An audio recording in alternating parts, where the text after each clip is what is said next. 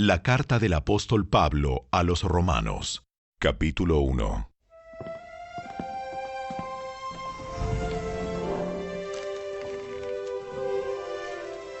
Yo, Pablo, esclavo de Cristo Jesús y elegido por Dios para ser apóstol y enviado a predicar su buena noticia, escribo esta carta.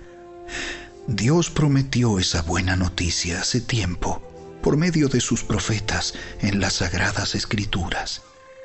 La buena noticia trata de su Hijo en su vida terrenal.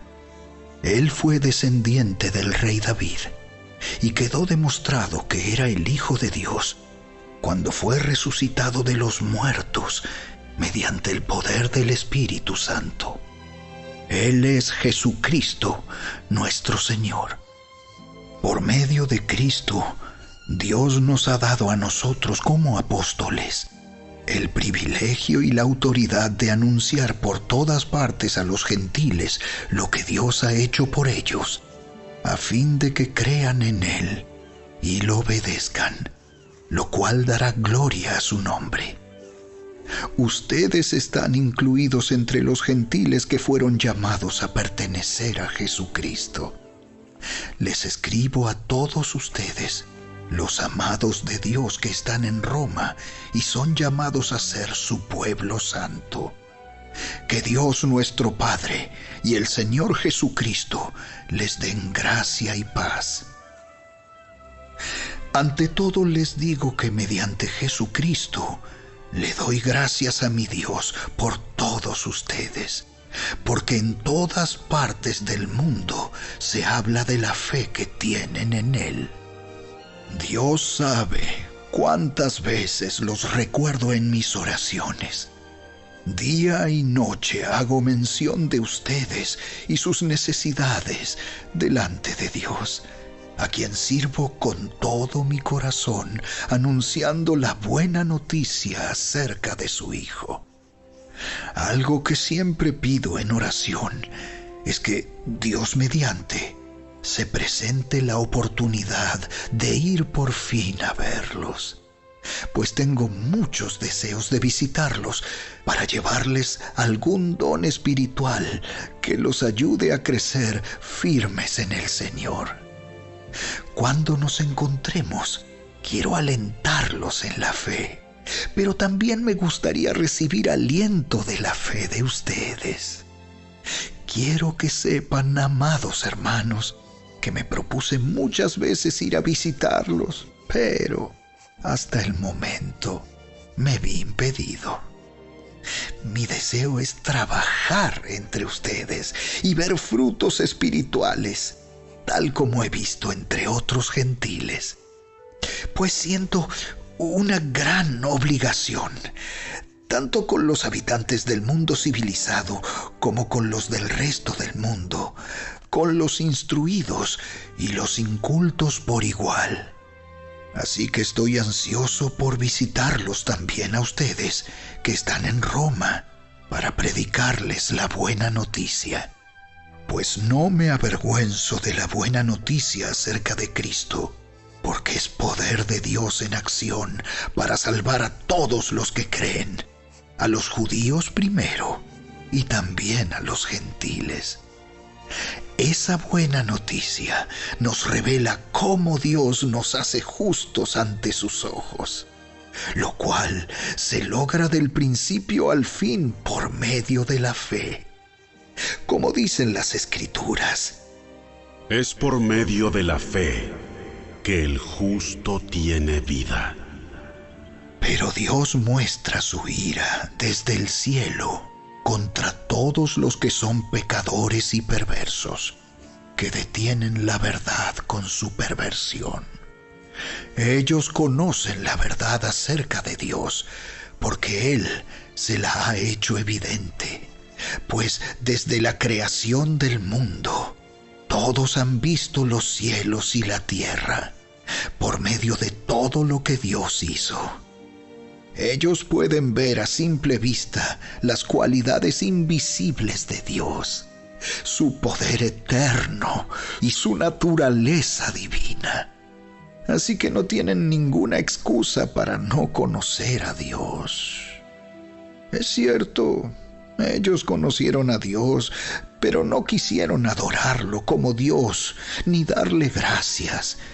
En cambio, comenzaron a inventar ideas necias sobre Dios. Como resultado, la mente les quedó en oscuridad y confusión. Afirmaban ser sabios, pero se convirtieron en completos necios. Y en lugar de adorar al Dios inmortal y glorioso, rindieron culto a ídolos que ellos mismos se hicieron con forma de simples mortales, de aves, de animales de 4 patas y de reptiles. Entonces Dios los abandonó para que hicieran todas las cosas vergonzosas que deseaban en su corazón. Como resultado, usaron sus cuerpos para hacerse cosas viles y degradantes entre sí. Cambiaron la verdad acerca de Dios por una mentira, y así rindieron culto y sirvieron a las cosas que Dios creó, pero no al Creador mismo, quien es digno de eterna alabanza. Amén.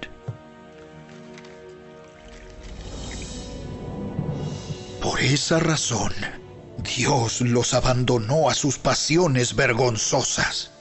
Aún las mujeres se rebelaron contra la forma natural de tener relaciones sexuales y, en cambio, dieron rienda suelta al sexo unas con otras.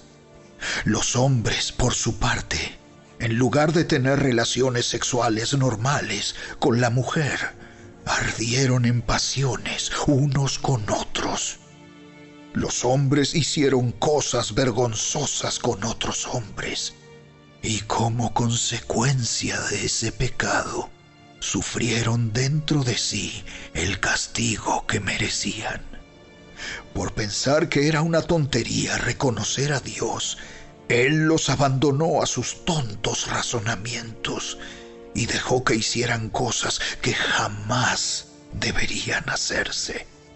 Se llenaron de toda clase de perversiones, pecados, avaricia, odio, envidia, homicidios, peleas, engaños, conductas maliciosas y chismes.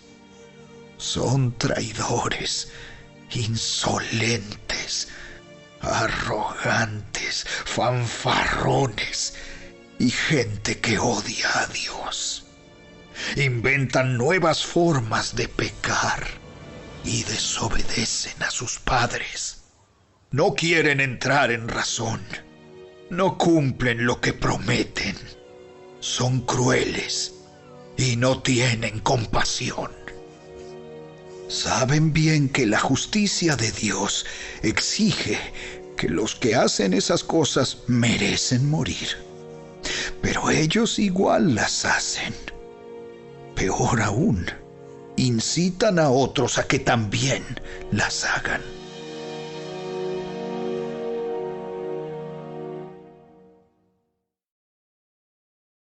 Capítulo 2.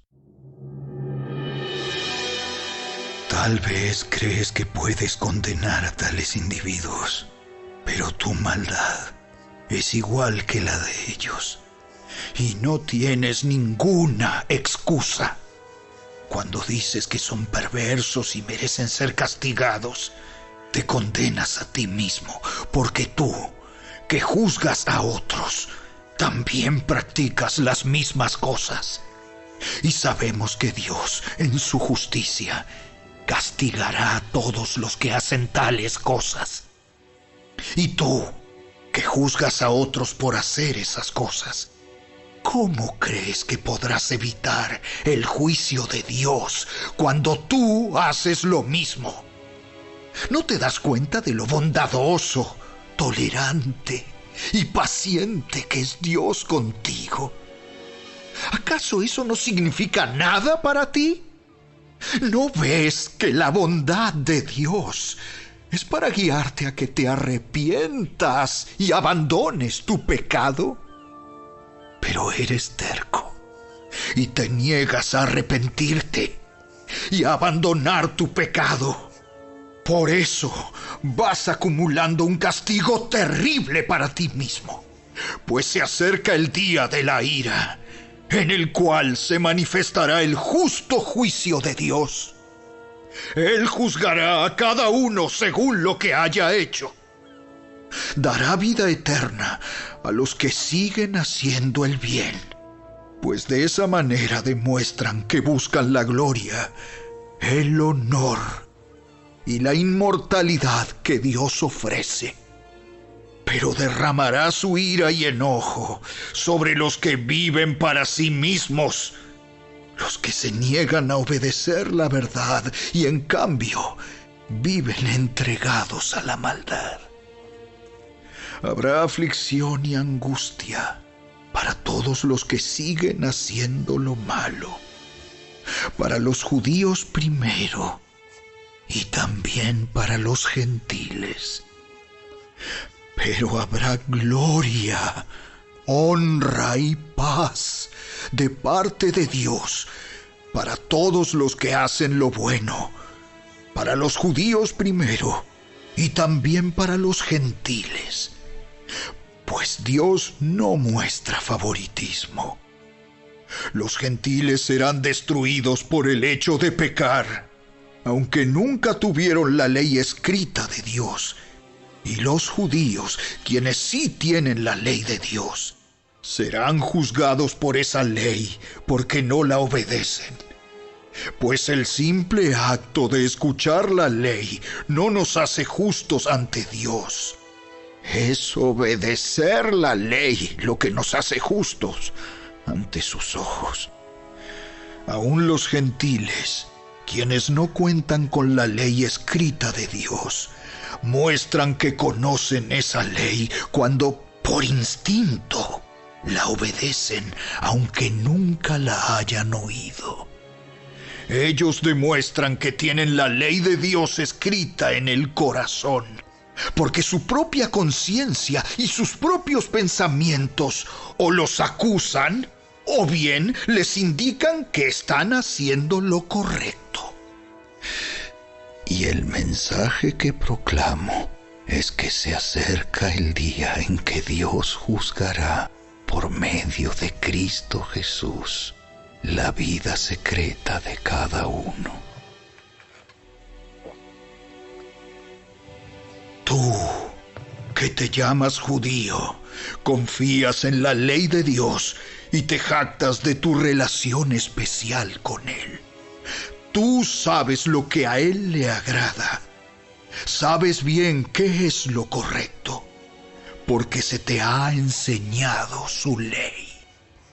Estás convencido de que eres guía para los ciegos y luz para los que andan perdidos en la oscuridad.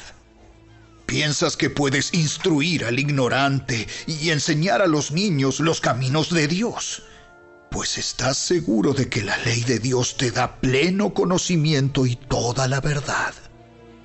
Ahora bien, si tú enseñas a otros, ¿por qué no te enseñas a ti mismo? Predicas a otros que no se debe robar, ¿pero tú robas? Dices que está mal cometer adulterio, ¿pero tú cometes adulterio? Condenas la idolatría, ¿pero tú usas objetos robados de los templos paganos? Te sientes muy orgulloso de conocer la ley, pero deshonras a Dios al quebrantarla. No es extraño que las Escrituras digan: los gentiles blasfeman en nombre de Dios por causa de ustedes. La ceremonia judía de la circuncisión solo tiene valor si obedeces la ley de Dios. Pero si no obedeces la ley de Dios, no estás en mejor condición que un gentil incircunciso. Y si los gentiles obedecen la ley de Dios, ¿acaso Él no los considerará su propio pueblo? De hecho, Los gentiles incircuncisos que cumplen la ley de Dios los condenarán a ustedes, judíos, que están circuncidados y tienen la ley de Dios, pero no la obedecen. Pues no se es un verdadero judío solo por haber nacido de padres judíos ni por haber pasado por la ceremonia de la circuncisión. No, un verdadero judío es aquel que tiene el corazón recto a los ojos de Dios. La verdadera circuncisión no consiste meramente en obedecer la letra de la ley, sino que es un cambio en el corazón, producido por el Espíritu. Y una persona con un corazón transformado busca la aprobación de Dios, no la de la gente.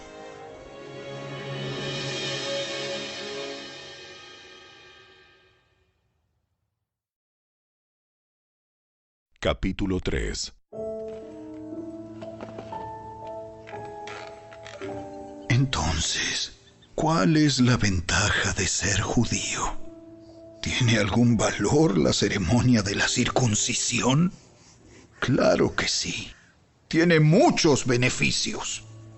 En primer lugar, a los judíos se les confió toda la revelación de Dios. Es cierto, algunos de ellos fueron infieles. ¿Pero acaso eso significa que, porque ellos fueron infieles, Dios también será infiel?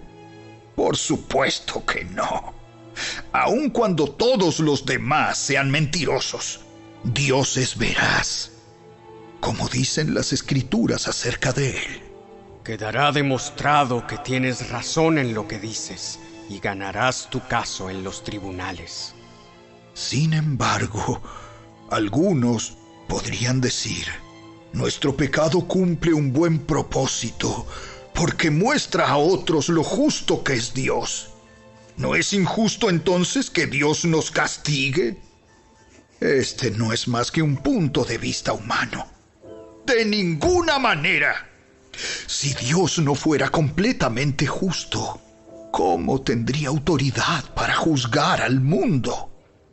Sin embargo, alguien podría seguir argumentando: ¿por qué Dios me juzga como pecador si mi mentira realza su veracidad y le da más gloria a Él? Algunos incluso nos difaman asegurando que nosotros decimos: cuanto más pecamos, mejor. Los que dicen tales cosas merecen ser condenados. Ahora bien, ¿llegamos a la conclusión de que los judíos somos mejores que los demás? ¡Para nada! Tal como acabamos de demostrar, todos, sean judíos o gentiles, están bajo el poder del pecado. Como dicen las Escrituras, no hay ni un solo justo, ni siquiera uno. Nadie es realmente sabio. Nadie busca a Dios. Todos se desviaron. Todos se volvieron inútiles. No hay ni uno que haga lo bueno, ni uno solo. Lo que hablan es repugnante, como el mal olor de una tumba abierta. Su lengua está llena de mentiras. Veneno de serpientes gotea de sus labios. Su boca está llena de maldición y amargura. Se apresuran a matar. Siempre hay destrucción y sufrimiento en sus caminos. No saben dónde encontrar paz.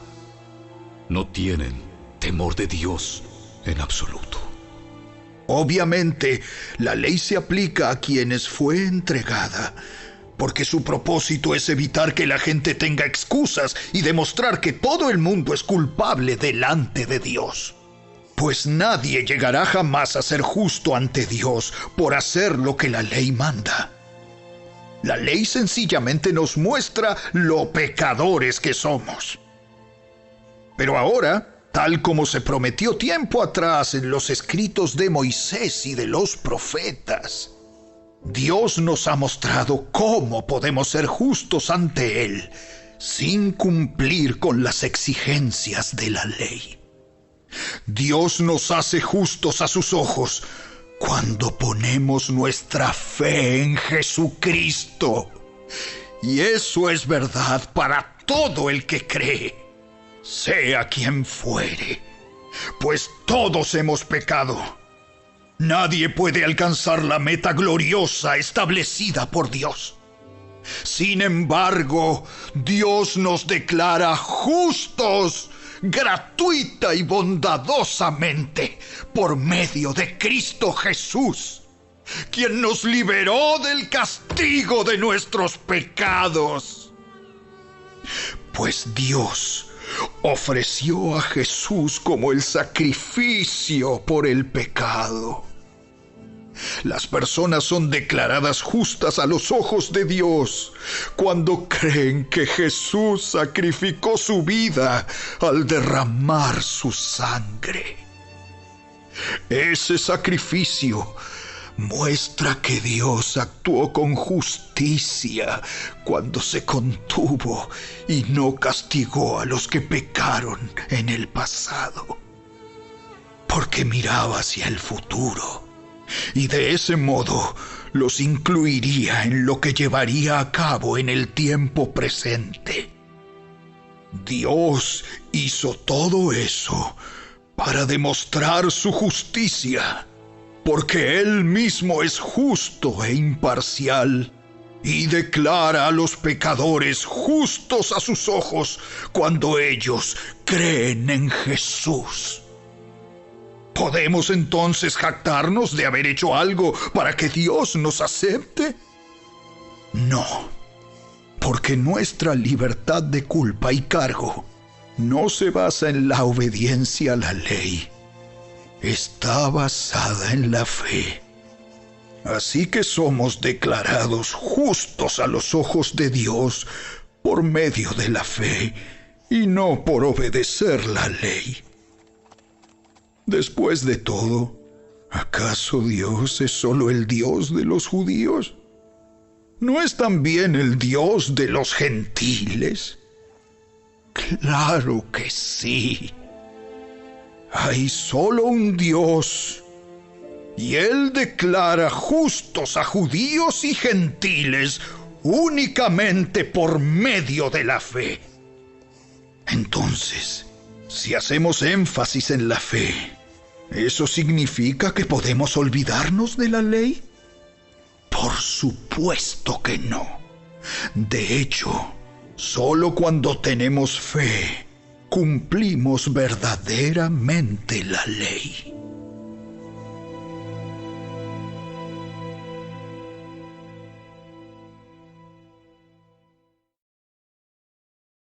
Capítulo 4.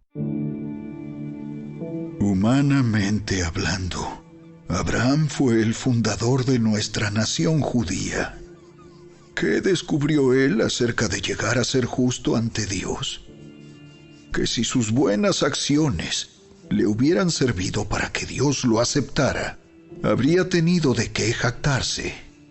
Pero esa no era la forma de actuar de Dios, pues las Escrituras nos dicen: Abraham le creyó a Dios, y Dios lo consideró justo debido a su fe.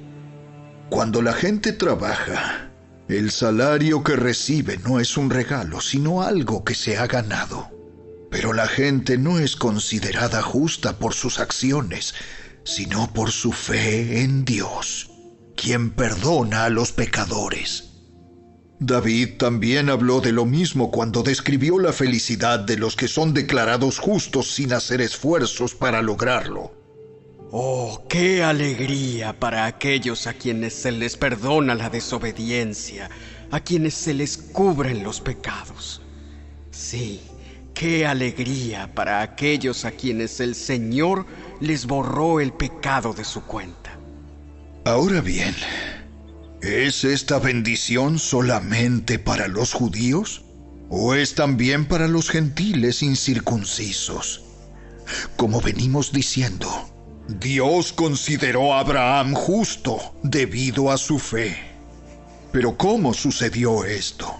¿Se le consideró justo solo después de ser circuncidado o fue antes? Es evidente que Dios aceptó a Abraham antes de que fuera circuncidado. La circuncisión era una señal de que Abraham ya tenía fe y de que Dios ya lo había aceptado y declarado justo aún antes de que fuera circuncidado.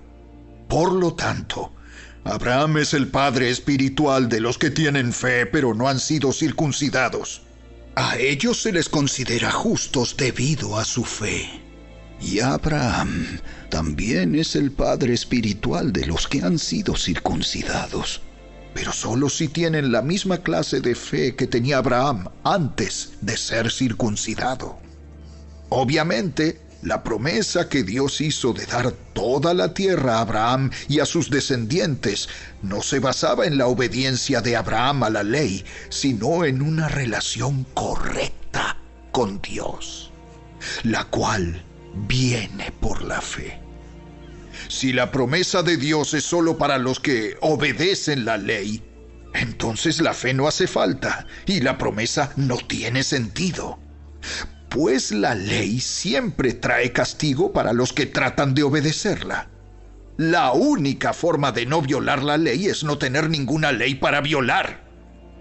Así que la promesa se recibe por medio de la fe. Es un regalo inmerecido.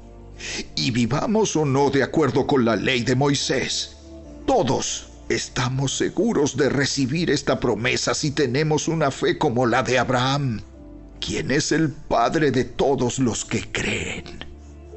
A eso se refieren las Escrituras cuando citan lo que Dios le dijo: Te hice padre de muchas naciones. Eso sucedió porque Abraham creyó en el Dios que da vida a los muertos y crea cosas nuevas de la nada. Aun cuando no había motivos para tener esperanza, Abraham siguió teniendo esperanza porque había creído en que llegaría a ser el padre de muchas naciones, pues Dios le había dicho: Esa es la cantidad de descendientes que tendrás. Y la fe de Abraham no se debilitó a pesar de que él reconocía que por tener unos 100 años de edad, su cuerpo ya estaba muy anciano para tener hijos, igual que el vientre de Sara. Abraham siempre creyó la promesa de Dios sin vacilar. De hecho, su fe se fortaleció aún más y así le dio gloria a Dios. Abraham estaba plenamente convencido de que Dios es poderoso para cumplir todo lo que promete. Y debido a su fe, Dios lo consideró justo. Y el hecho de que Dios lo considerara justo no fue solo para beneficio de Abraham, sino que quedó escrito también para nuestro beneficio, porque nos asegura que Dios nos considerará justos a nosotros también, si creemos en Él, quien levantó de los muertos a Jesús nuestro Señor. Él fue entregado a la muerte por causa de nuestros pecados y resucitado para hacernos justos a los ojos de Dios.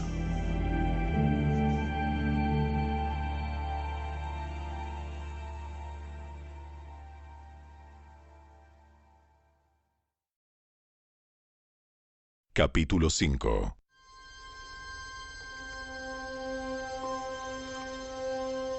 Por lo tanto, ya que fuimos declarados justos a los ojos de Dios por medio de la fe, tenemos paz con Dios gracias a lo que Jesucristo nuestro Señor hizo por nosotros. Debido a nuestra fe, Cristo nos hizo entrar en este lugar de privilegio inmerecido en el cual ahora permanecemos y esperamos con confianza y alegría participar de la gloria de Dios. También nos alegramos al enfrentar pruebas y dificultades, porque sabemos que nos ayudan a desarrollar resistencia. Y la resistencia desarrolla firmeza de carácter. Y el carácter fortalece nuestra esperanza segura de salvación. Y esa esperanza no acabará en desilusión, pues sabemos con cuánta ternura nos ama Dios, porque nos ha dado el Espíritu Santo para llenar nuestro corazón con su amor. Cuando éramos totalmente incapaces de salvarnos, Cristo vino en el momento preciso y murió por nosotros, pecadores. Ahora bien, casi nadie se ofrecería a morir por una persona honrada, aunque tal vez alguien podría estar dispuesto a dar su vida por una persona extraordinariamente buena. Pero Dios mostró el gran amor que nos tiene al enviar a Cristo a morir por nosotros cuando todavía éramos pecadores. Entonces, como se nos declaró justos a los ojos de Dios por la sangre de Cristo, con toda seguridad, Él nos salvará de la condenación de Dios. Pues, como nuestra amistad con Dios quedó restablecida por la muerte de su Hijo cuando todavía éramos sus enemigos, con toda seguridad seremos salvos por la vida de su Hijo.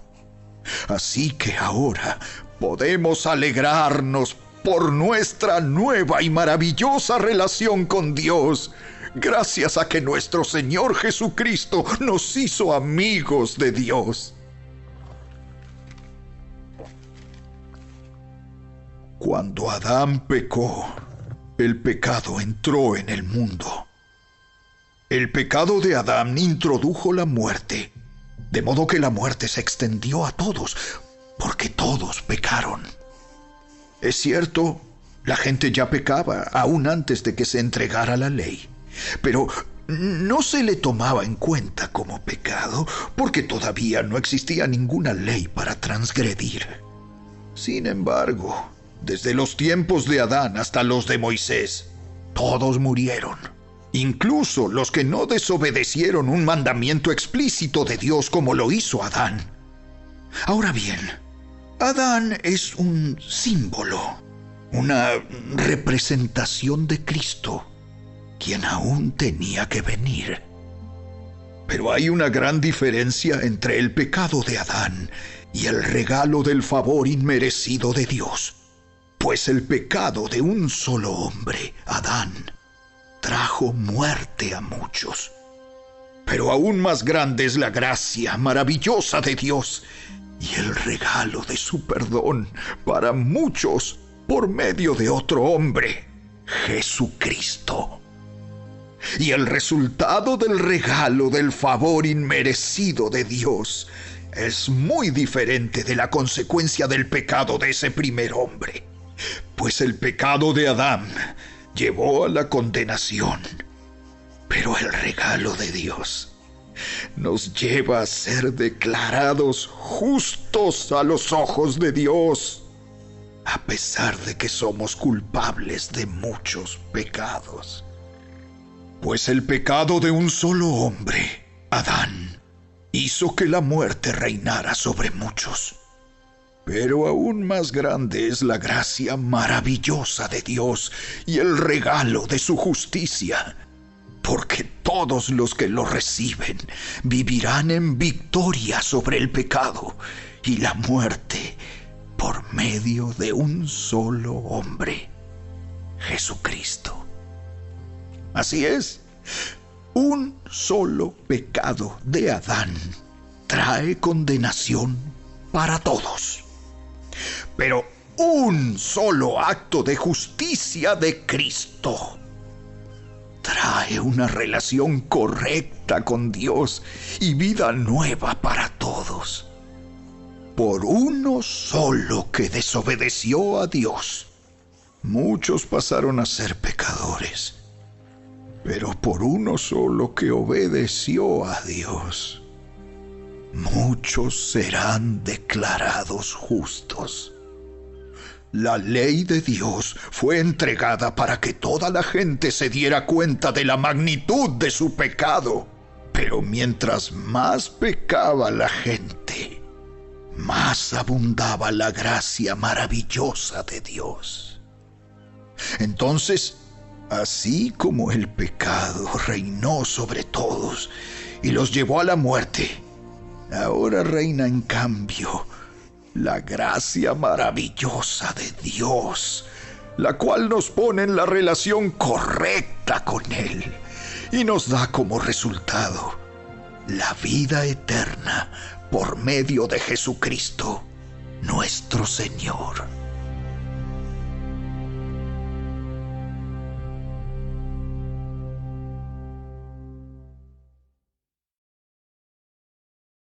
Capítulo 6. Ahora bien, ¿deberíamos seguir pecando para que Dios nos muestre más y más su gracia maravillosa? Por supuesto que no. Nosotros hemos muerto al pecado. Entonces, ¿cómo es posible que sigamos viviendo en pecado? ¿O acaso olvidaron que cuando fuimos unidos a Cristo Jesús en el bautismo, nos unimos a Él en su muerte? Pues hemos muerto y fuimos sepultados con Cristo mediante el bautismo. Y tal como Cristo fue levantado de los muertos por el poder glorioso del Padre, ahora nosotros también podemos vivir una vida nueva. Dado que fuimos unidos a Él en su muerte, también seremos resucitados como Él. Sabemos que nuestro antiguo ser pecaminoso fue crucificado con Cristo para que el pecado perdiera su poder en nuestra vida. Ya no somos esclavos del pecado, pues cuando morimos con Cristo, fuimos liberados del poder del pecado.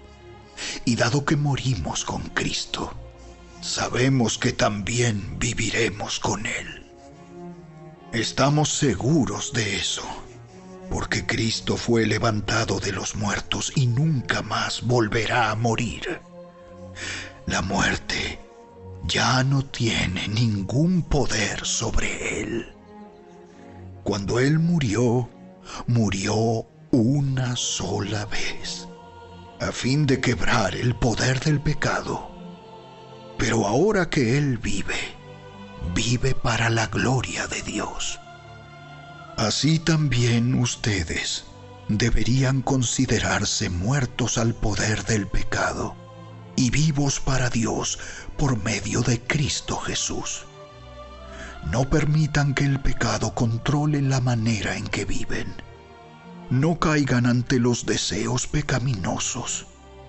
No dejen que ninguna parte de su cuerpo se convierta en un instrumento del mal para servir al pecado. En cambio, entréguense completamente a Dios, porque antes estaban muertos, pero ahora tienen una vida nueva.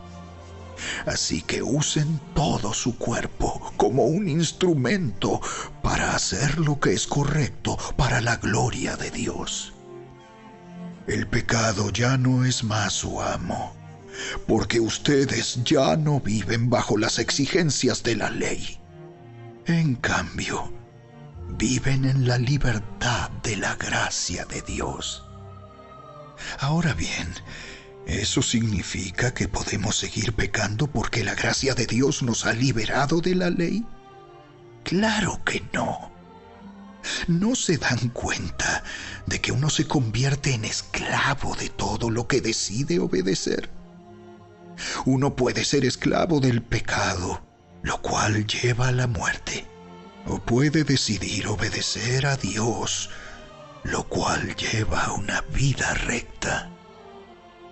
Antes ustedes eran esclavos del pecado, pero gracias a Dios, ahora obedecen de todo corazón la enseñanza que les hemos dado. Ahora son libres de la esclavitud del pecado y se han hecho esclavos de la vida recta. Uso la ilustración de la esclavitud para ayudarlos a entender todo esto, porque la naturaleza humana de ustedes es débil.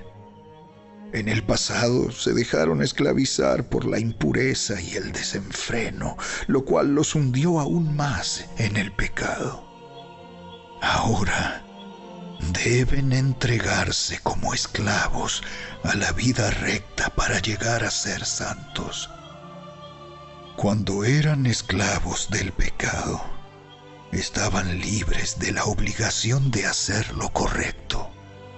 ¿Y cuál fue la consecuencia? Que ahora están avergonzados de las cosas que solían hacer, cosas que terminan en la condenación eterna. Pero ahora quedaron libres del poder del pecado y se han hecho esclavos de Dios. Ahora hacen las cosas que llevan a la santidad y que dan como resultado la vida eterna. Pues la paga que deja el pecado es la muerte, pero el regalo que Dios da es la vida eterna por medio de Cristo Jesús, nuestro Señor.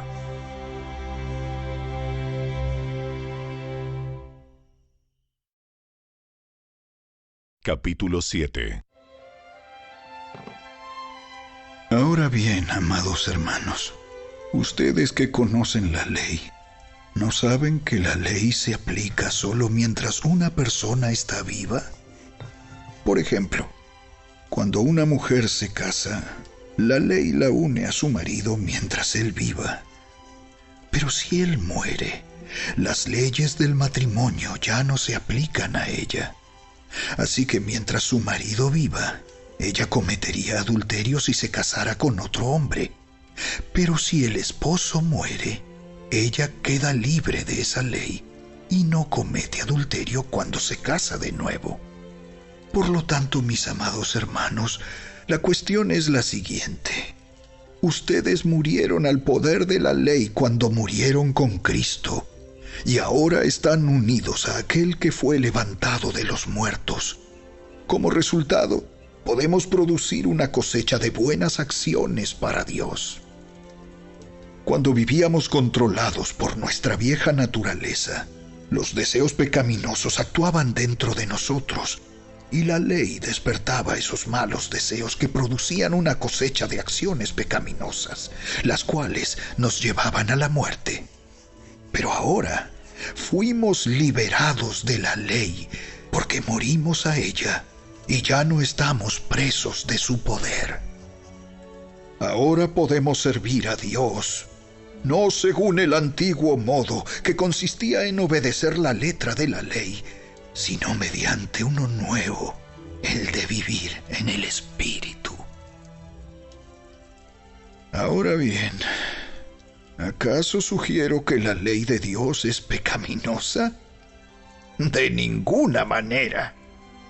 De hecho, fue la ley la que me mostró mi pecado. Yo nunca hubiera sabido que codiciar es malo si la ley no dijera, no codicies. Pero el pecado usó ese mandamiento para despertar toda clase de deseos codiciosos dentro de mí. Si no existiera la ley, el pecado no tendría ese poder. Hubo un tiempo en que viví sin entender la ley. Sin embargo, cuando aprendí, por ejemplo, el mandamiento de no codiciar, el poder del pecado cobró vida. Y yo morí. Entonces me di cuenta de que los mandatos de la ley que supuestamente traían vida, trajeron en cambio muerte espiritual. El pecado se aprovechó de esos mandatos y me engañó. Usó los mandatos para matarme. Sin embargo, la ley en sí misma es santa y sus mandatos son santos, rectos y buenos. Pero ¿cómo puede ser? ¿Acaso la ley que es buena provocó mi muerte? Por supuesto que no. El pecado usó lo que era bueno a fin de lograr mi condena de muerte. Por eso podemos ver qué terrible es el pecado. se vale de los buenos mandatos de Dios para lograr sus propios fines malvados. Por lo tanto, el problema no es con la ley, porque la ley es buena y espiritual. El problema está en mí, porque soy demasiado humano, un esclavo del pecado. Realmente no me entiendo a mí mismo, porque quiero hacer lo que es correcto, pero no lo hago. En cambio, hago lo que odio. Pero si yo sé que lo que hago está mal, eso demuestra que estoy de acuerdo con que la ley es buena. Entonces, no soy yo el que hace lo que está mal, sino el pecado que vive en mí. Yo sé que en mí, es decir, en mi naturaleza pecaminosa, no existe nada bueno. Quiero hacer lo que es correcto, pero no puedo. Quiero hacer lo que es bueno, pero no lo hago. No quiero hacer lo que está mal, pero igual lo hago. Ahora, si hago lo que no quiero hacer, realmente no soy yo el que hace lo que está mal, sino el pecado que vive en mí. He descubierto el siguiente principio de vida, que cuando quiero hacer lo que es correcto, no puedo evitar hacer lo que está mal. Amo la ley de Dios con todo mi corazón, pero hay otro poder dentro de mí que está en guerra con mi mente. Ese poder me esclaviza al pecado que todavía está dentro de mí. Soy un pobre desgraciado. ¿Quién me libertará de esta vida dominada por el pecado y la muerte? ¡Gracias a Dios! La respuesta está en Jesucristo, nuestro Señor.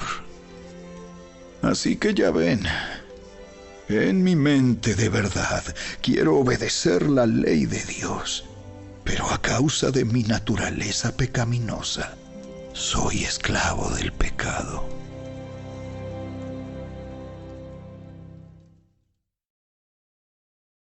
Capítulo 8. Por lo tanto, ya no hay condenación para los que pertenecen a Cristo Jesús. Y porque ustedes pertenecen a Él, el poder del Espíritu que da vida los ha libertado del poder del pecado que lleva a la muerte.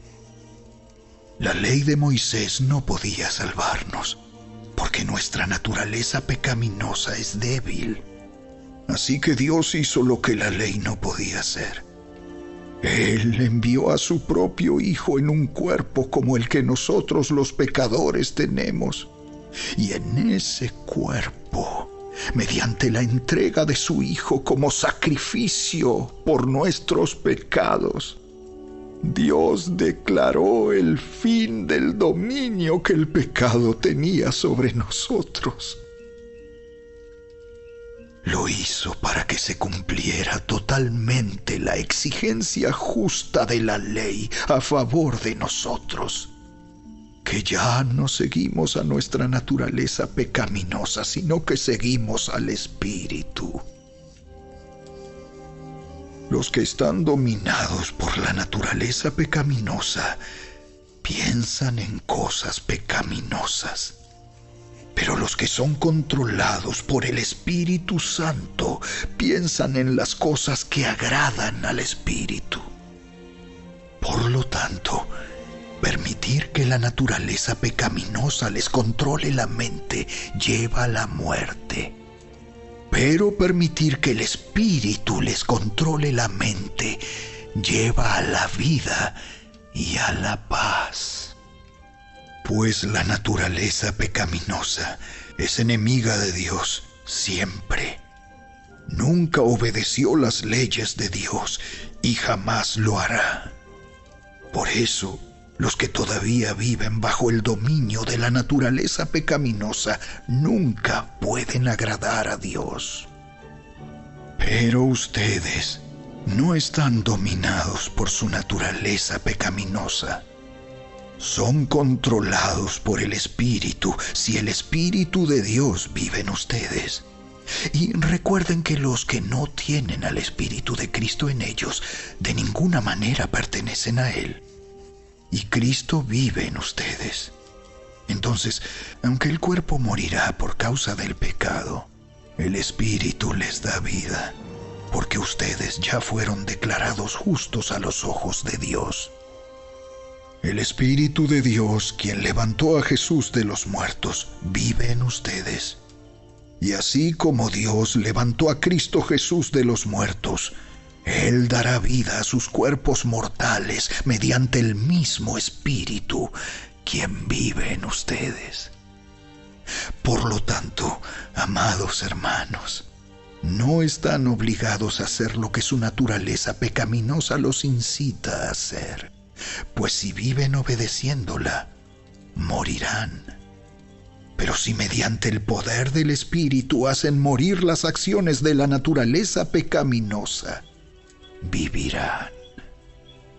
Pues todos los que son guiados por el Espíritu de Dios son hijos de Dios. Y ustedes no han recibido un espíritu que los esclavice al miedo. En cambio, recibieron el Espíritu de Dios cuando Él los adoptó como sus propios hijos. Ahora lo llamamos Abba, Padre, pues su Espíritu se une a nuestro espíritu para confirmar que somos hijos de Dios. Así que como somos sus hijos, también somos sus herederos. De hecho, somos herederos junto con Cristo de la gloria de Dios. Pero si vamos a participar de su gloria, también debemos participar de su sufrimiento.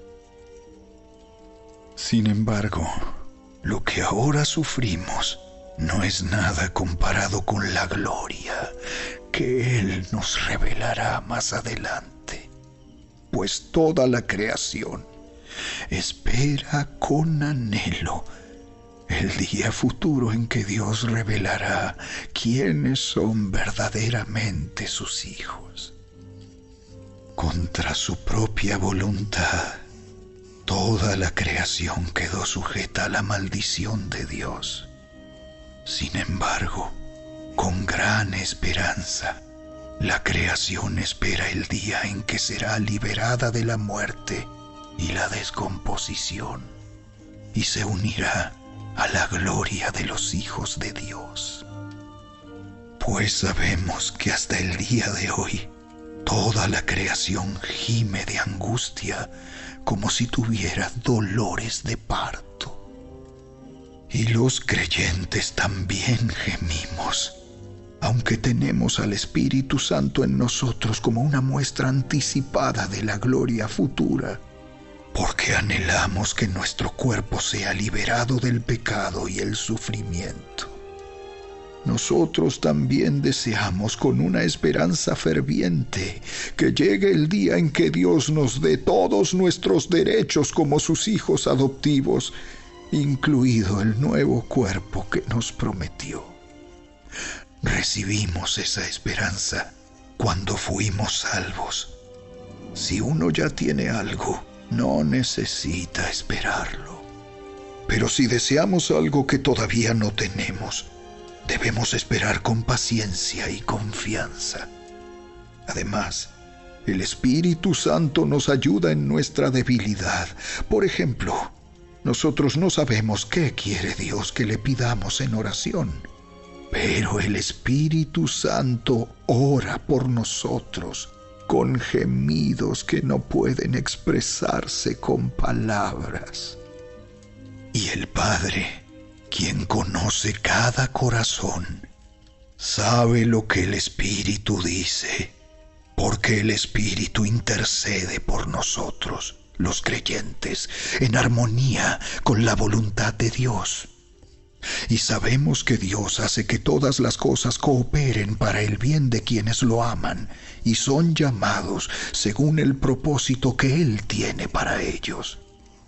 Pues Dios conoció a los suyos de antemano y los eligió para que llegaran a ser como su Hijo, a fin de que su Hijo fuera el hijo mayor de muchos hermanos. Después de haberlos elegido, Dios los llamó para que se acercaran a Él, y una vez que los llamó, los puso en la relación correcta con Él. Y luego de ponerlos en la relación correcta con Él, les dio su gloria. ¿Qué podemos decir acerca de cosas tan maravillosas como estas? Si Dios está a favor de nosotros, ¿quién podrá ponerse en nuestra contra? Si Dios no se guardó ni a su propio Hijo, sino que lo entregó por todos nosotros, ¿no nos dará también todo lo demás? ¿Quién se atreve a acusarnos a nosotros, a quienes Dios ha elegido para sí?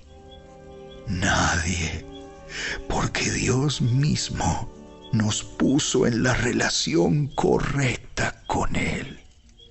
Entonces, ¿quién nos condenará? Nadie, porque Cristo Jesús murió por nosotros y resucitó por nosotros, y está sentado en el lugar de honor a la derecha de Dios e intercede por nosotros. ¿Acaso hay algo que pueda separarnos del amor de Cristo? ¿Será que Él ya no nos ama si tenemos problemas o aflicciones, si somos perseguidos o pasamos hambre, o estamos en la miseria o en peligro o bajo amenaza de muerte? Como dicen las Escrituras, por tu causa nos matan cada día, nos tratan como a ovejas en el matadero. Claro que no. A pesar de todas estas cosas, nuestra victoria es absoluta por medio de Cristo, quien nos amó. Y estoy convencido de que nada podrá jamás separarnos del amor de Dios. Ni la muerte, ni la vida, ni ángeles, ni demonios, ni nuestros temores de hoy, ni nuestras preocupaciones de mañana, ni siquiera los poderes del infierno pueden separarnos del amor de Dios. Ningún poder en las alturas ni en las profundidades, de hecho, nada en toda la creación podrá jamás separarnos del amor de Dios, que está revelado en Cristo Jesús, nuestro Señor.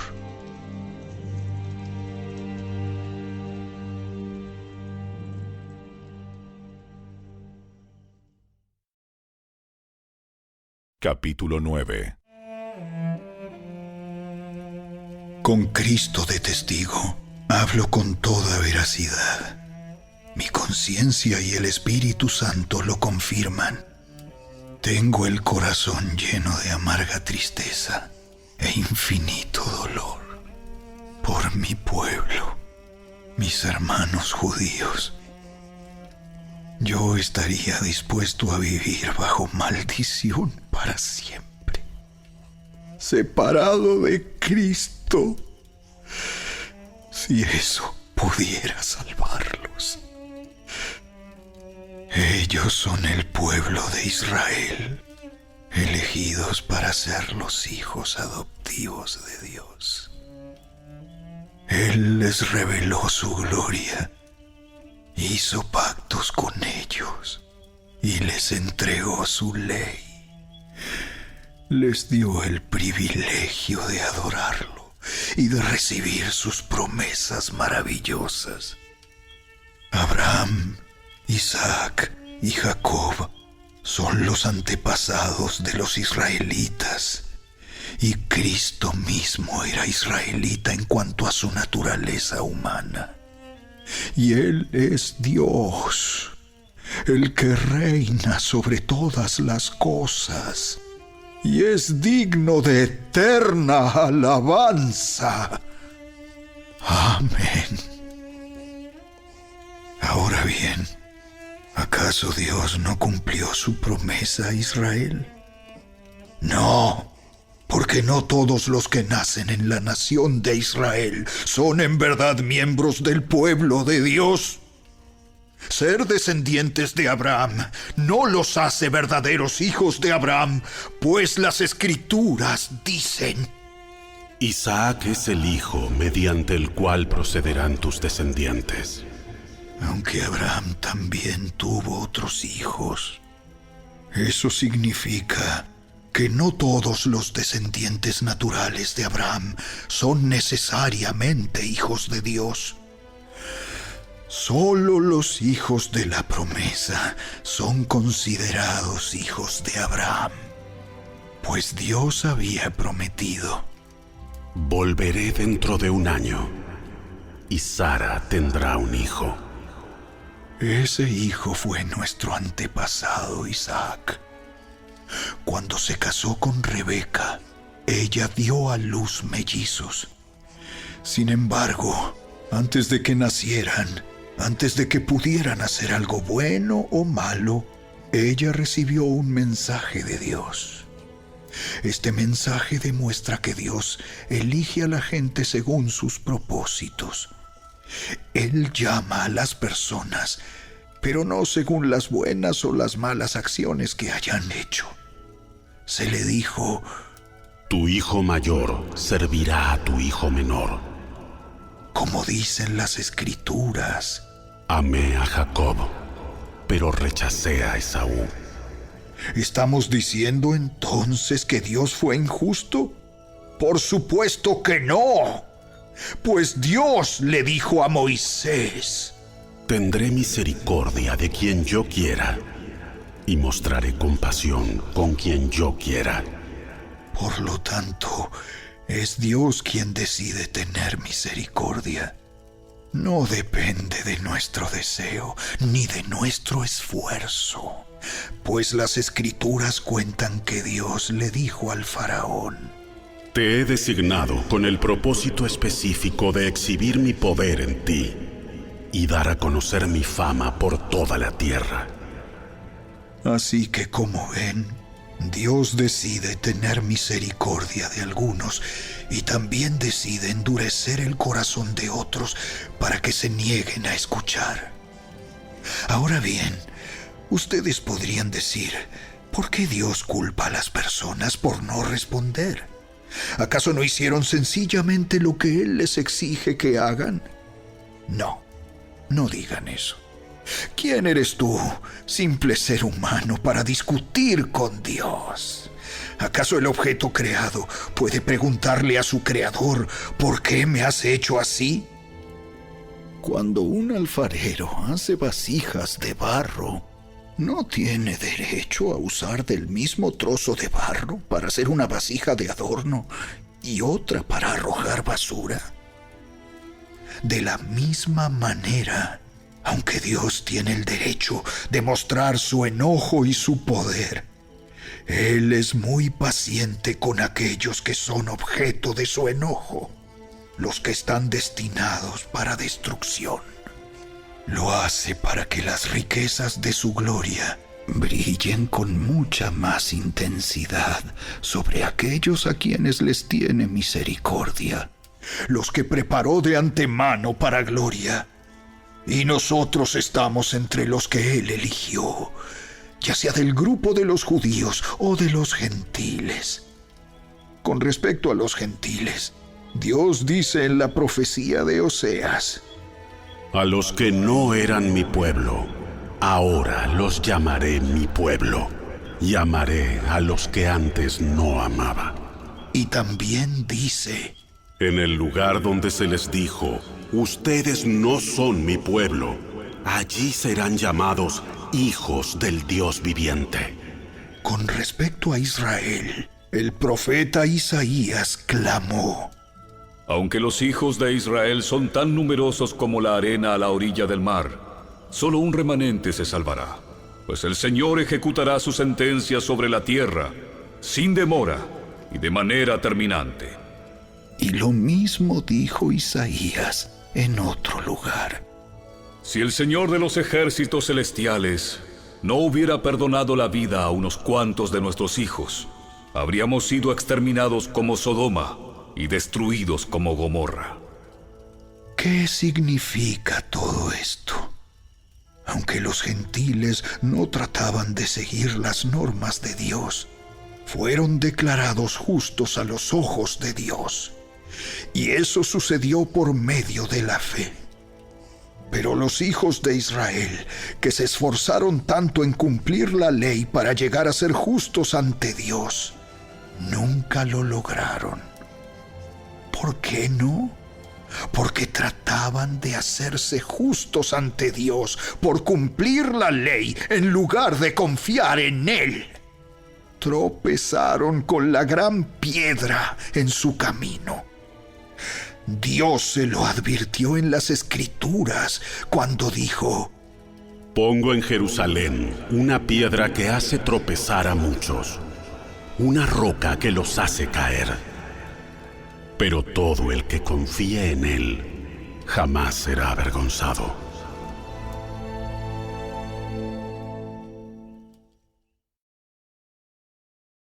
Capítulo 10. Amados hermanos, el profundo deseo de mi corazón y mi oración a Dios es que los israelitas lleguen a ser salvos. Yo sé que ellos tienen un gran entusiasmo por Dios, pero es un fervor mal encausado, pues no entienden la forma en que Dios hace justas a las personas ante Él.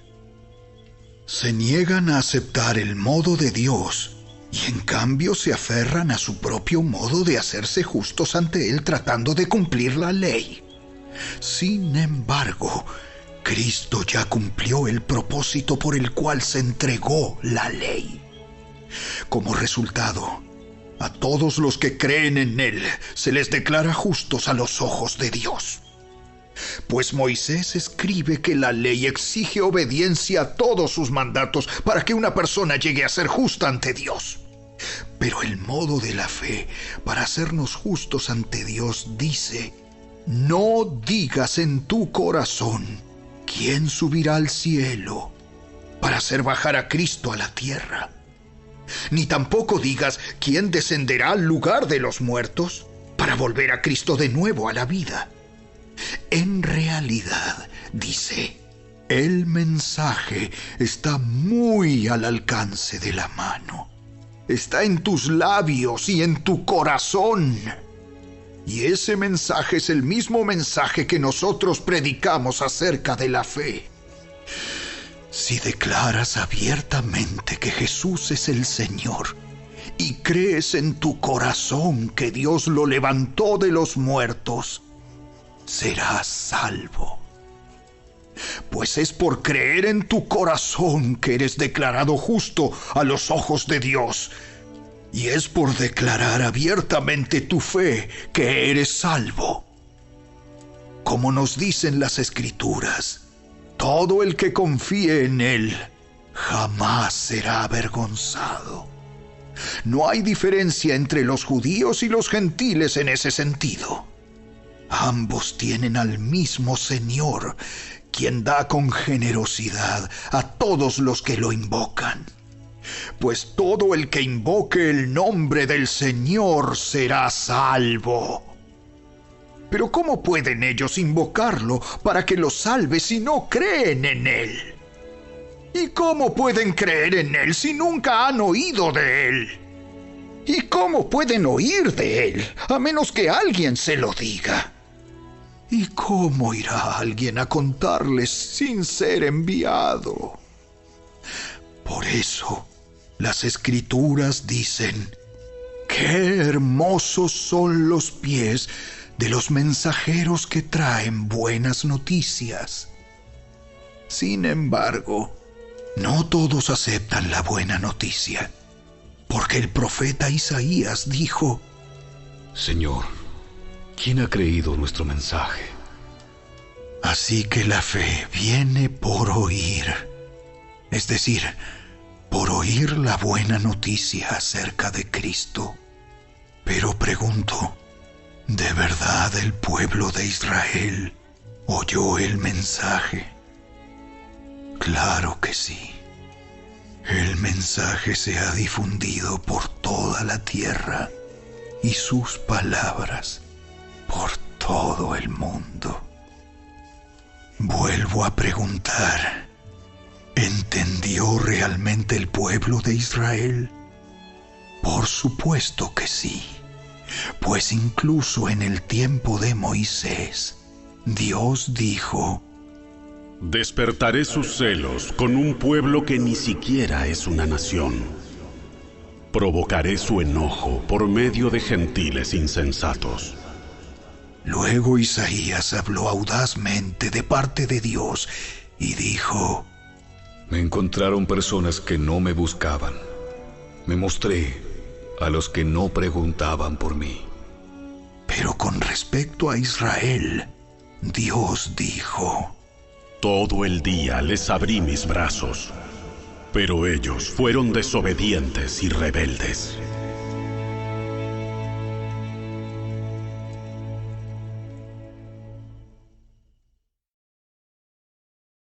Capítulo 11. Entonces pregunto, ¿acaso Dios ha rechazado a su propio pueblo, la nación de Israel? Por supuesto que no. Yo mismo soy israelita, descendiente de Abraham y miembro de la tribu de Benjamín. No, Dios no ha rechazado a su propio pueblo, al cual eligió desde el principio. ¿Se dan cuenta de lo que dicen las Escrituras sobre el tema? El profeta Elías se quejó del pueblo de Israel ante Dios y dijo: Señor, han matado a tus profetas y derribaron tus altares. Yo soy el único que queda con vida, y ahora me buscan para matarme a mí también. ¿Y recuerdan la respuesta de Dios? Él dijo: no. Tengo a 7,000 más que nunca se han inclinado ante Baal. Lo mismo sucede hoy, porque unos cuantos del pueblo de Israel han permanecido fieles por la gracia de Dios, es decir, por su bondad inmerecida al elegirlos.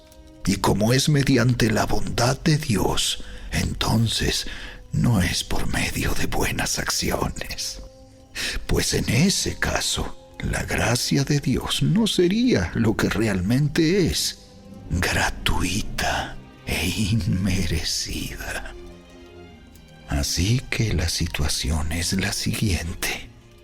La mayoría del pueblo de Israel no ha encontrado el favor de Dios que tanto busca. Unos cuantos sí lo han encontrado, los que Dios ha elegido, pero el corazón de los demás fue endurecido. Como dicen las Escrituras, Dios los hizo caer en un sueño profundo. Hasta el día de hoy les ha cerrado los ojos para que no vean y les ha tapado los oídos para que no oigan. También David dijo: que su mesa de abundancia se convierta en una trampa, en un engaño que los lleve a pensar que todo está bien, que sus bendiciones los hagan tropezar y que reciban su merecido, que sus ojos queden ciegos para que no puedan ver y que la espalda se les encorve para siempre. ¿Acaso el pueblo de Dios tropezó y cayó sin posibilidad de recuperarse? De ninguna manera. El pueblo fue desobediente. Por eso Dios puso la salvación al alcance de los gentiles. Sin embargo, Él quería que su propio pueblo sintiera celos y la reclamara para sí. Ahora bien, si los gentiles fueron enriquecidos porque los israelitas rechazaron la oferta de salvación de Dios, imagínense cuánto más grande será la bendición para el mundo cuando ellos por fin la acepten. menciono todo lo anterior, especialmente para ustedes, los gentiles. Dios me designó apóstol a los gentiles.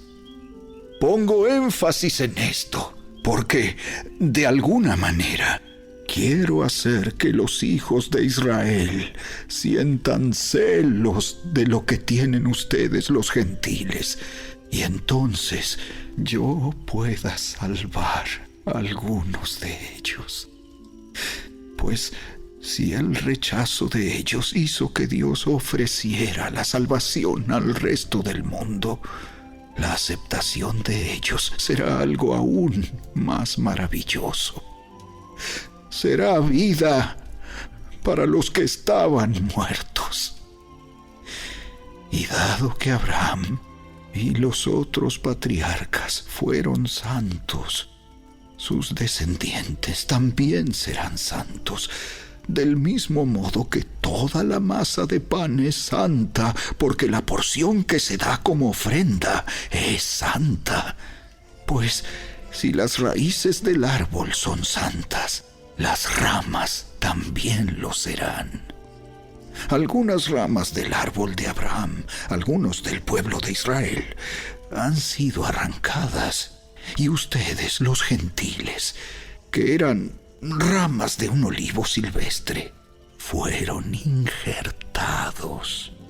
Así que ahora ustedes también reciben la bendición que Dios prometió a Abraham y a sus hijos, con lo cual comparten con ellos el alimento nutritivo que proviene de la raíz del olivo especial de Dios. Así que no se jacten de haber sido injertados para reemplazar a las ramas que fueron arrancadas. Ustedes son solo una rama, no son la raíz. Tal vez digas, bueno, esas ramas fueron arrancadas para darme lugar a mí.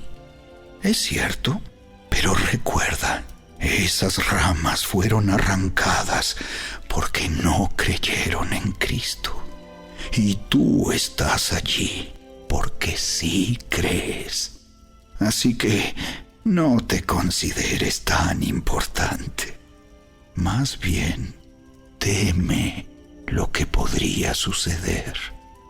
Pues si Dios no perdonó a las ramas originales, tampoco te perdonará a ti. Fíjate en que Dios es bondadoso, pero también es severo. Es severo con los que desobedecen, pero será bondadoso contigo si sigues confiando en su bondad. En cambio, si dejas de confiar, tú también serás arrancado por completo.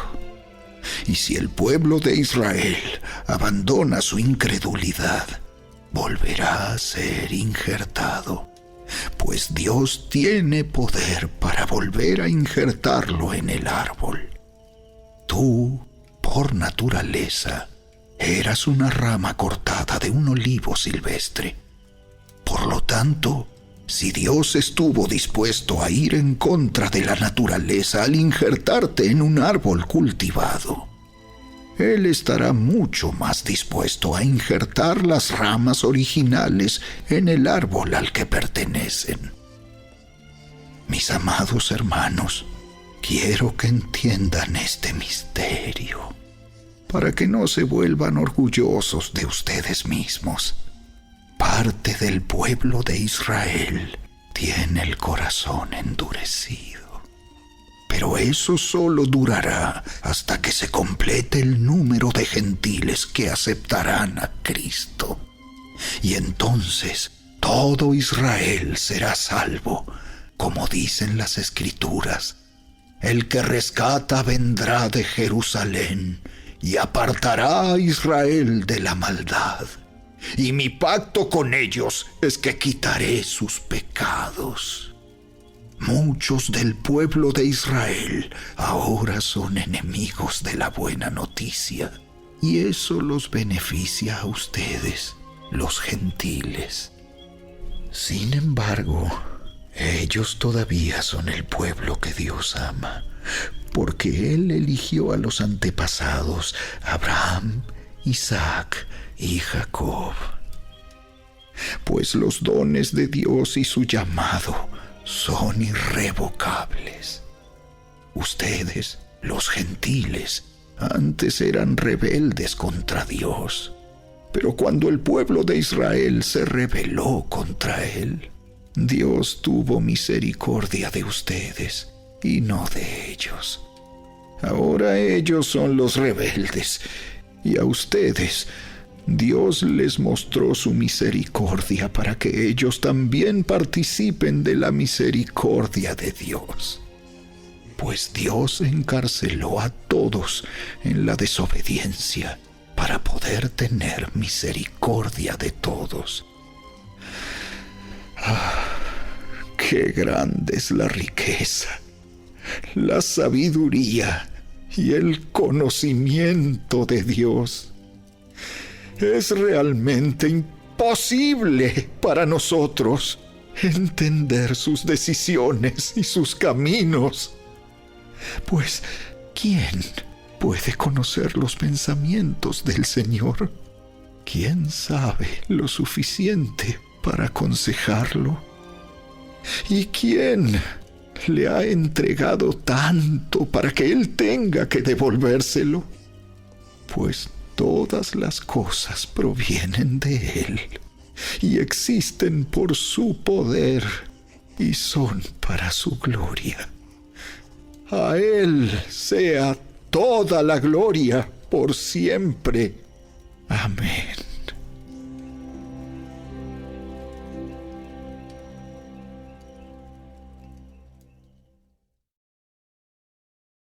Capítulo 12.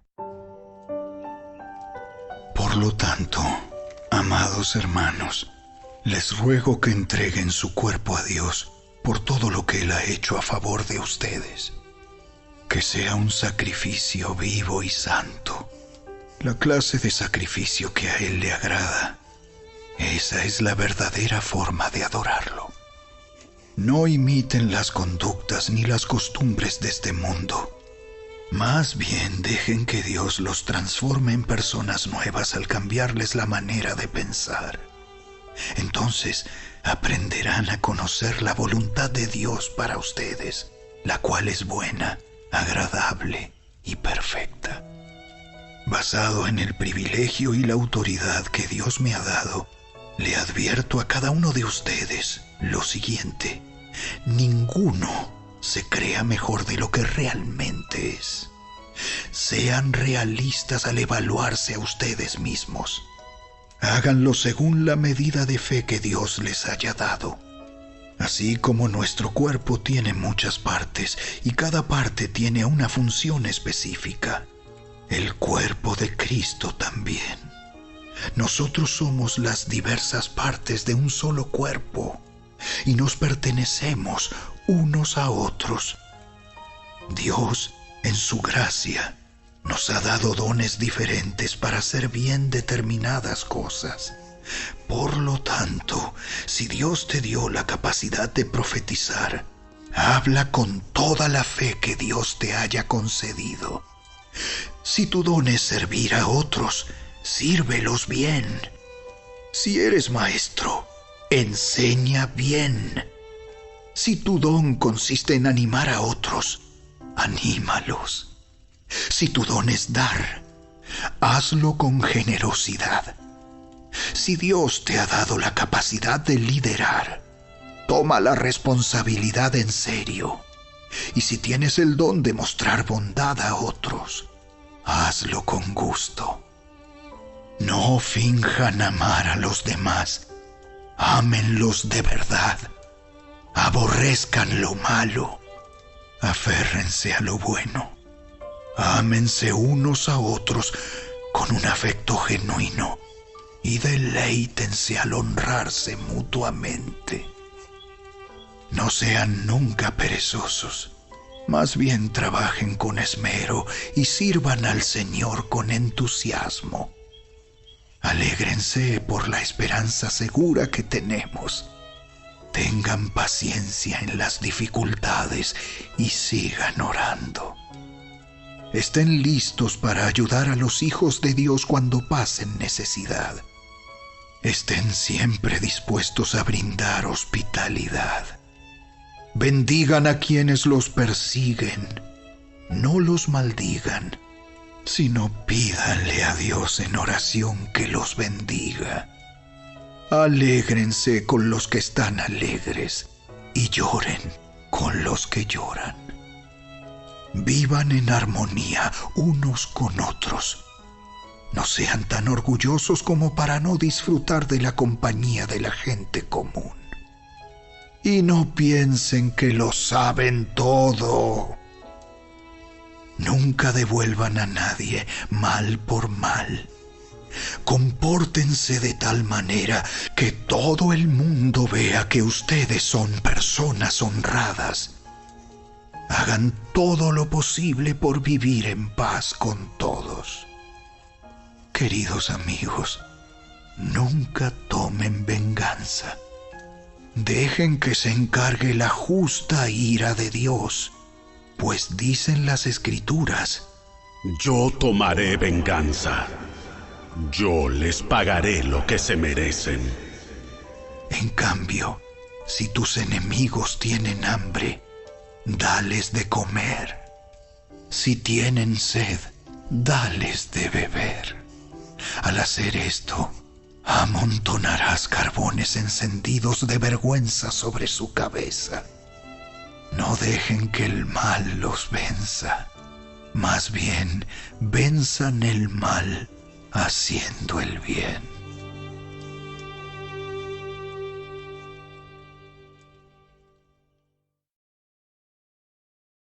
Capítulo 13.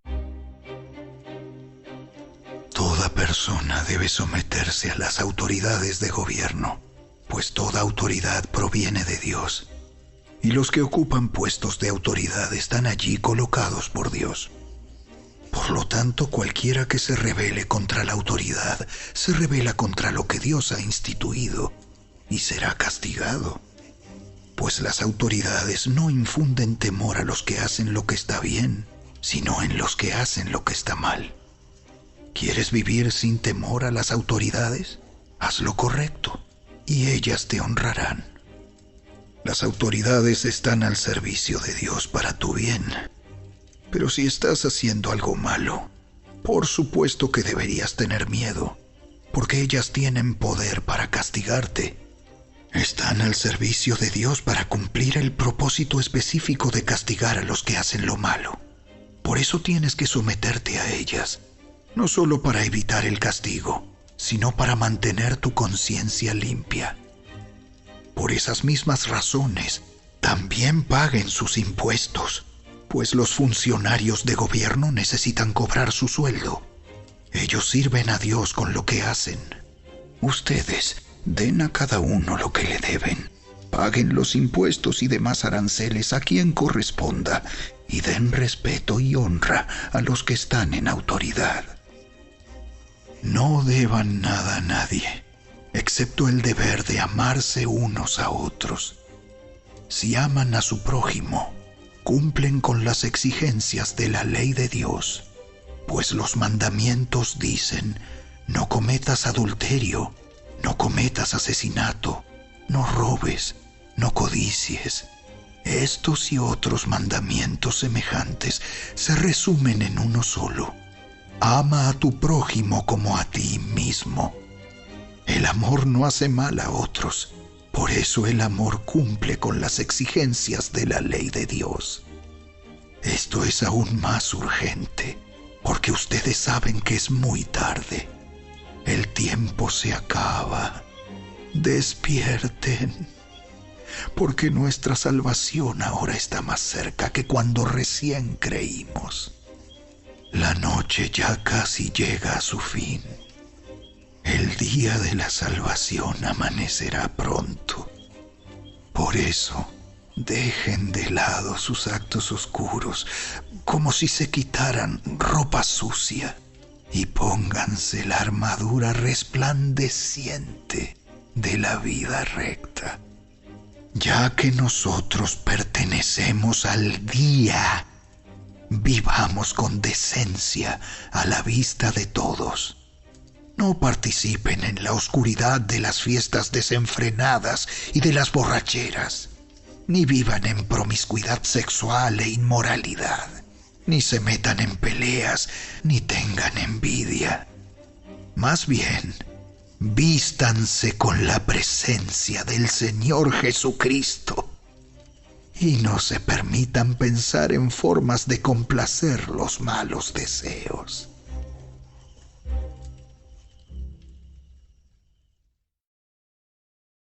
Capítulo 14. Acepten a los creyentes que son débiles en la fe y no discutan acerca de lo que ellos consideran bueno o malo. Por ejemplo, un creyente piensa que está bien comer de todo, pero otro creyente, con una conciencia sensible, come solo verduras. Los que se sienten libres para comer de todo no deben menospreciar a los que no sienten la misma libertad. Y los que no comen determinados alimentos no deben juzgar a los que sí los comen, porque a esos hermanos Dios los ha aceptado. ¿Quién eres tú para juzgar a los sirvientes de otro? Su amo dirá si quedan en pie o caen, y con la ayuda del Señor quedarán en pie y recibirán la aprobación de Él. Del mismo modo, algunos piensan que un día es más sagrado que otro, mientras que otros creen que todos los días son iguales. Cada uno debería estar plenamente convencido de que el día que elija es aceptable. Los que adoran al Señor un día en particular lo hacen para honrarlo a Él. Los que comen toda clase de alimentos lo hacen para honrar al Señor, ya que le dan gracias a Dios antes de comer. Y los que se niegan a comer ciertos alimentos también quieren agradar al Señor y le dan gracias a Dios. Pues no vivimos para nosotros mismos, ni morimos para nosotros mismos. Si vivimos, es para honrar al Señor. Y si morimos, es para honrar al Señor. Entonces, tanto si vivimos como si morimos, pertenecemos al Señor. Cristo murió y resucitó con este propósito: ser Señor de los vivos y de los muertos. ¿Por qué entonces juzgas a otro creyente? ¿Por qué menosprecias a otro creyente? Recuerda que todos estaremos delante del tribunal de Dios, pues dicen las Escrituras: Tan cierto como que yo vivo, toda rodilla se doblará ante mí, y toda lengua declarará lealtad a Dios. Es cierto, cada uno de nosotros tendrá que responder por sí mismo ante Dios. Así que dejemos de juzgarnos unos a otros. Por el contrario, propónganse vivir de tal manera que no causen tropiezo ni caída a otro creyente. Yo sé y estoy convencido por la autoridad del Señor Jesús que ningún alimento en sí mismo está mal. Pero si alguien piensa que está mal comerlo, entonces para esa persona está mal. Si otro creyente se angustia por lo que tú comes, entonces no actúas con amor si lo comes. No permitas que lo que tú comes destruya a alguien por quien Cristo murió. Entonces no serás criticado por hacer algo que tú crees que es bueno. Pues el reino de Dios no se trata de lo que comemos o bebemos, sino de llevar una vida de bondad, paz y alegría en el Espíritu Santo. Si tú sirves a Cristo con esa actitud, agradarás a Dios y también tendrás la aprobación de los demás. Por lo tanto, procuremos que haya armonía en la iglesia y tratemos de edificarnos unos a otros. No destruyas la obra de Dios a causa de lo que comes. Recuerda que todos los alimentos están permitidos. Lo malo es comer algo que haga tropezar a otro. Es mejor no comer carne ni beber vino, ni hacer ninguna otra cosa que pudiera causar que otro creyente tropiece. Tal vez crees que no hay nada malo en lo que haces, pero manténlo entre tú y Dios.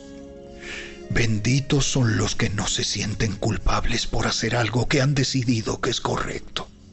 Pero si tienes dudas acerca de si debes o no comer algo en particular, entonces es pecado comerlo, pues no eres fiel a tus convicciones. Si haces algo que crees que está mal, pecas.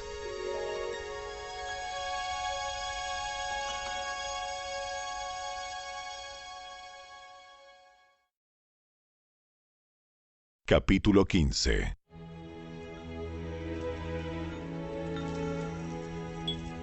Los que somos fuertes debemos tener consideración de los que son sensibles a este tipo de cosas. No debemos agradarnos solamente a nosotros mismos. Deberíamos ayudar a otros a hacer lo que es correcto y edificarlos en el Señor, pues ni siquiera Cristo vivió para agradarse a sí mismo. Como dicen las Escrituras, los insultos de aquellos que te insultan, oh Dios, han caído sobre mí. Tales cosas se escribieron hace tiempo en las Escrituras para que nos sirvan de enseñanza, y las Escrituras nos dan esperanza y ánimo mientras esperamos con paciencia hasta que se cumplan las promesas de Dios. Que Dios, quien da esa paciencia y ese ánimo, los ayude a vivir en plena armonía unos con otros, como corresponde a los seguidores de Cristo Jesús. Entonces, todos ustedes podrán unirse en una sola voz para dar alabanza y gloria a Dios, el Padre de nuestro Señor Jesucristo. Por lo tanto, acéptense unos a otros, tal como Cristo los aceptó a ustedes, para que Dios reciba la gloria. Recuerden que Cristo vino a servir a los judíos para demostrar que Dios es fiel a las promesas que les hizo a los antepasados de ellos. También vino para que los gentiles le dieran la gloria a Dios por la misericordia que Él tuvo con ellos. A eso se refería el salmista cuando escribió: Por eso te alabaré entre los gentiles, cantaré alabanzas a tu nombre. Y en otro lugar está escrito: Alégrense con su pueblo, oh gentiles. Y además: alaben al Señor todos ustedes los gentiles, todos los pueblos de la tierra, alábenlo. Y en otro lugar, Isaías dijo: El heredero del trono de David vendrá y reinará sobre los gentiles. Ellos pondrán su esperanza en él. Le pido a Dios, fuente de esperanza, que los llene completamente de alegría y paz, porque confían en Él. Entonces rebosarán de una esperanza segura mediante el poder del Espíritu Santo. Mis amados hermanos, estoy plenamente convencido de que ustedes están llenos de bondad. Conocen estas cosas tan bien que pueden enseñárselas unos a otros.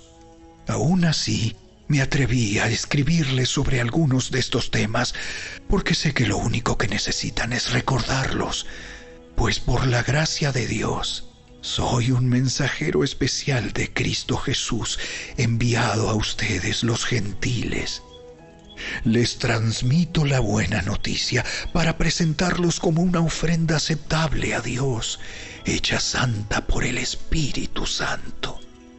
Así que tengo razón de estar entusiasmado por todo lo que Cristo Jesús ha hecho por medio de mí al servir a Dios. Sin embargo, no me atrevo a jactarme de nada, salvo de lo que Cristo ha hecho por medio de mí al llevar a los gentiles a Dios a través de mi mensaje y de la manera en que he trabajado entre ellos. Los gentiles se convencieron por el poder de señales milagrosas y maravillas y por el poder del Espíritu de Dios. De esa manera presenté con toda plenitud la buena noticia de Cristo desde Jerusalén hasta llegar a la región del Ilírico. Mi gran aspiración siempre ha sido predicar la buena noticia donde nunca antes se ha oído el nombre de Cristo y no donde otro ya ha comenzado una iglesia. He seguido el plan que mencionan las Escrituras, donde dice: los que nunca se enteraron de él, verán, y los que nunca oyeron de él, entenderán. De hecho, mi visita a ustedes se demoró tanto, precisamente porque estuve predicando en esos lugares. Ahora que terminé mi trabajo en estas regiones, y después de todos estos largos años de espera, tengo muchos deseos de ir a verlos. Estoy pensando viajar a España. Cuando lo haga, me detendré en Roma y luego de disfrutar de la compañía de ustedes por un breve tiempo, podrán ayudarme con lo necesario para mi viaje. Sin embargo, antes de visitarlos, debo ir a Jerusalén para llevar una ofrenda a los creyentes de allí. Pues les cuento, los creyentes de Macedonia y Acaya con entusiasmo juntaron una ofrenda para los creyentes de Jerusalén que son pobres. Lo hicieron con gusto, porque se sienten en deuda con ellos. Dado que los gentiles recibieron las bendiciones espirituales de la buena noticia por parte de los creyentes de Jerusalén, sienten que lo menos que pueden hacer por ellos a cambio es ayudarlos económicamente. En cuanto yo entregue ese dinero y termine esa buena acción de los gentiles, iré a visitarlos a ustedes de camino a España. Cuando vaya, estoy seguro de que Cristo bendecirá en abundancia el tiempo que pasemos juntos. Mis amados hermanos, les pido encarecidamente, en el nombre de nuestro Señor Jesucristo, que se unan a mi lucha orando a Dios por mí. Háganlo por el amor que me tienen, ese amor que el Espíritu Santo les ha dado. Pídanle que me libre de los que están en Judea, que se niegan a obedecer a Dios. Pídanle también que los creyentes de allí estén dispuestos a aceptar la ofrenda que llevo a Jerusalén. Entonces, por la voluntad de Dios, podré ir a verlos con un corazón alegre y nos alentaremos unos a otros. Y que Dios, quien nos da su paz, esté con todos ustedes. Amén.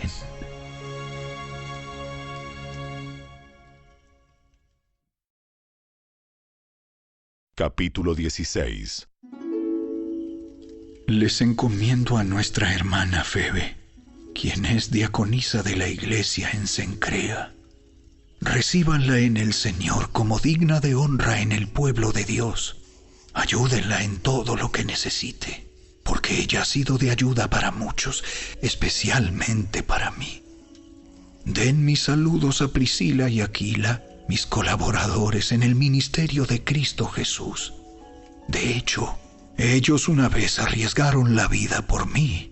Yo les estoy agradecido, igual que todas las iglesias de los gentiles. Den también mis saludos a la iglesia que se reúne en el hogar de ellos. Saluden a mi querido amigo Epeneto. Él fue el primero de toda la provincia de Asia que se convirtió en seguidor de Cristo. Denle mis saludos a María, quien ha trabajado tanto por ustedes. Saluden a Andrónico y a Junias, judíos como yo, quienes estuvieron en la cárcel conmigo. Ellos son muy respetados entre los apóstoles y se hicieron seguidores de Cristo antes que yo. Saluden a Amplias, mi querido amigo en el Señor. Saludos también a Urbano, nuestro colaborador en Cristo, y a mi querido amigo Estaquis. Saluden a Apeles, un buen hombre aprobado por Cristo, y den mis saludos a los creyentes de la familia de Aristóbulo. Saluden a Herodión, judío como yo. Saluden a los de la familia de Narciso, que son del Señor. Den mis saludos a Trifena y Trifosa, obreras del Señor, y a la amada Pérsida, quien ha trabajado tanto para el Señor. Saluden a Rufo, a quien el Señor eligió para hacer lo suyo, y también a su querida madre, quien ha sido como una madre para mí. Den mis saludos a Asíncrito, Flegonte, Hermas, Patrobas, Hermes y a los hermanos que se reúnen con ellos. Saluden también a Filólogo, Julia, Nereo y su hermana, y a Olimpas y a todos los creyentes que se reúnen con ellos. Salúdense unos a otros con un beso santo. Todas las iglesias de Cristo les envían saludos. Y ahora, mis amados hermanos, les pido algo más. Tengan cuidado con los que causan divisiones y trastornan la fe de los creyentes al enseñar cosas que van en contra de lo que a ustedes se les enseñaron. Manténganse lejos de ellos. Tales personas no sirven a Cristo nuestro Señor. Sirven a sus propios intereses. Con palabras suaves y halagos, engañan a la gente inocente. Pero todos saben que ustedes son obedientes al Señor. Eso me llena de alegría. Quiero que sean sabios para hacer lo que está bien y sigan siendo inocentes en cuanto a toda clase de mal. El Dios de paz pronto aplastará a Satanás bajo los pies de ustedes. Que la gracia de nuestro Señor Jesús sea con ustedes. Timoteo, mi compañero de trabajo, les manda saludos, igual que Lucio, Jasón y Sosípater, judíos como yo. Yo, Tercio, quien escribo esta carta de parte de Pablo, también les envío mis saludos como uno de los seguidores del Señor. Los saluda Gayo, él es quien me hospeda, y también recibe en su casa a toda la iglesia. Les envía saludos Erasto, el tesorero de la ciudad, y también el hermano Cuarto. Que toda la gloria sea para Dios, quien puede fortalecerlos tal como expresa la buena noticia. En ese mensaje acerca de Jesucristo se ha revelado su plan para ustedes, los gentiles. Un plan que estuvo guardado en secreto desde el principio del tiempo.